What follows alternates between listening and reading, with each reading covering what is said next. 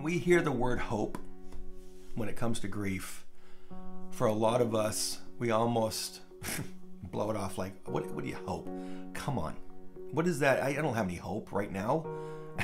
So let's walk together and I'll share with you some ways that you can actually take that initial feeling of hopelessness and turn it around.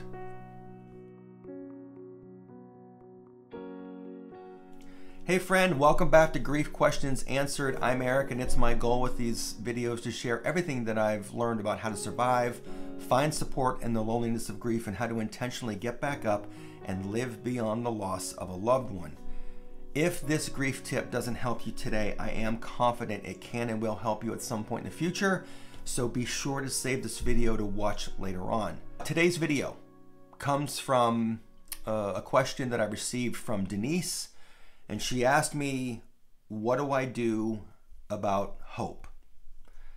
And I say this almost in every video, but this is a truly wonderful question to ask. And I say wonderful because hope is the one thing that keeps us going. I remember when I lost my daughter, Zoe, besides the unbelievableness of it being believable, I felt as though all hope of having a better life after losing her was an impossibility.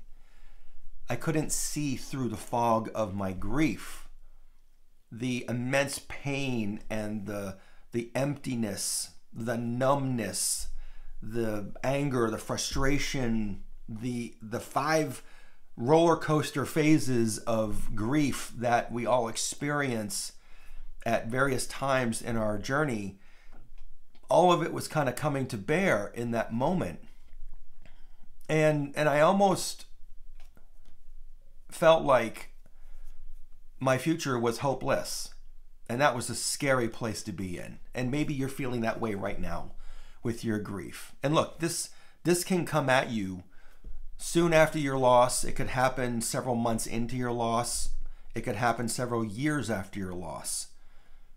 But the good news is that you don't have to stay there. And I'm saying this only because in my experience, I had to find a different way to find hope in that hopelessness.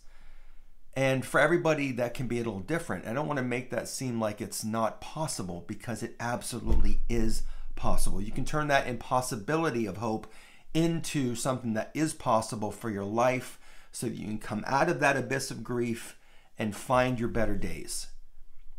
And if you're here right now, when I say here, if you're at that place of being in this abyss of grief where nothing feels like it's ever going to get better or that you're going to feel better, I get it. Again, I've been there.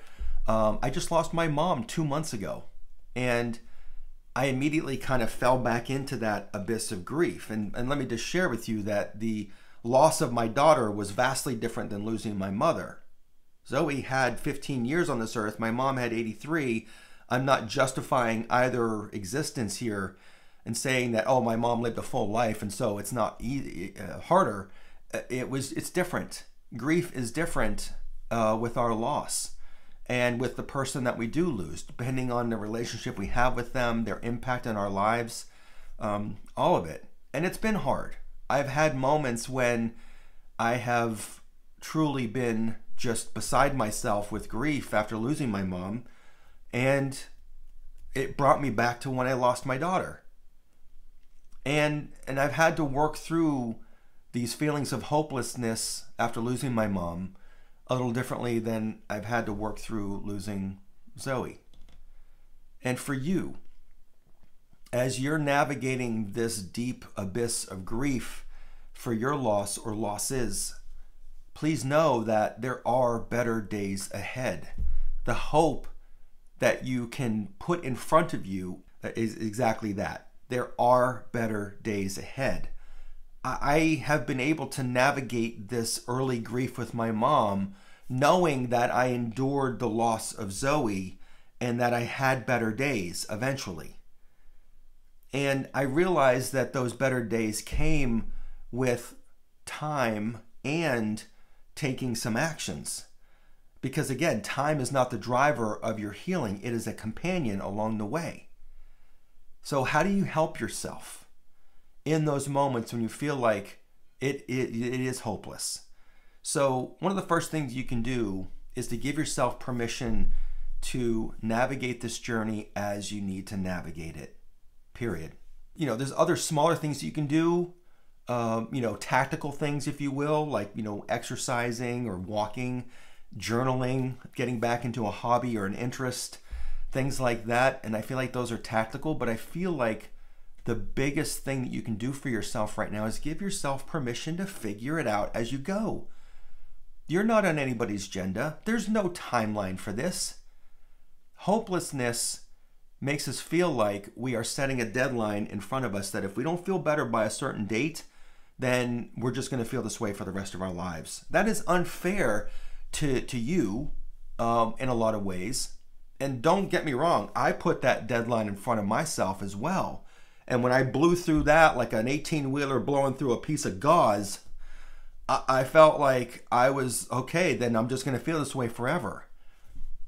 I didn't give myself the permission to take this journey the way I needed to take it. And that was one of the biggest lessons that I learned after losing my daughter. Our losses are different, and our experiences of dealing with those losses can also be different as well. But I invite you to remember the times in your life when you have had other setbacks, because there is some parallels in these setbacks. Maybe you've had a job layoff. Maybe you have lost all of your finances. Maybe you've lost a home or some possession to a natural disaster. Maybe you've suffered other losses, like a loss of relationships. Maybe you've even suffered a loss of yourself for a period of time. And no matter what, in all of those, you have found a way back. In those moments when you felt hopeless, you found a way back. And just remember those times in your life when you have struggled with a loss. And by the way, divorce or something that is impactful to your life, especially around relationships, whether it's friendships, a marriage, even the loss of your loved one, those hit a little differently than losing, a wallet or, losing something, a personal possession. But loss is loss. And so there are better days coming.